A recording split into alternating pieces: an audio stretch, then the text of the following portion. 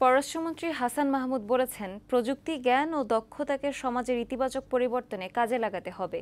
পরবর্তী প্রজন্মের জন্য দক্ষ নেতৃত্ব গড়ে তুলতে নতুন নতুন উদ্ভাবনের প্রচেষ্টা অব্যাহত রাখতে হবে। সকালে গাজীপুরে ইসলামিক ইউনিভার্সিটি অব টেকনোলজি IUTর ৩৬তম সমাবর্তন অনুষ্ঠানে প্রধান অতিথির বক্তব্যে তিনি এসব কথা বলেন। শিক্ষার্থীদের উদ্দেশ্যে মন্ত্রী বলেন, বর্তমানে মানুষ আত্মকেন্দ্রিক হয়ে পড়েছে, সেজন্য মনুষ্যত্ব ভালোবাসা চলে গেছে। শিক্ষার্থীরা যাতে মেশিনের মতো হয়ে না পড়ে, এই আহ্বান জানান তিনি। এবারের সমাবর্তনে ১৪টি দেশের ৫৪৩ জন শিক্ষার্থী গ্র্যাজুয়েশন সম্পন্ন করেছেন।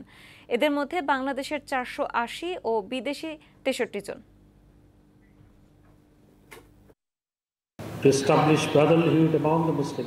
আমরা আধুনিক বিশ্বের সঙ্গে তাল মিলিয়ে চলি, তাই বৈশ্বিক চ্যালেঞ্জ মোকাবেলায় প্রযুক্তিগত সুযোগ সুবিধাকে কাজে লাগাতে হবে।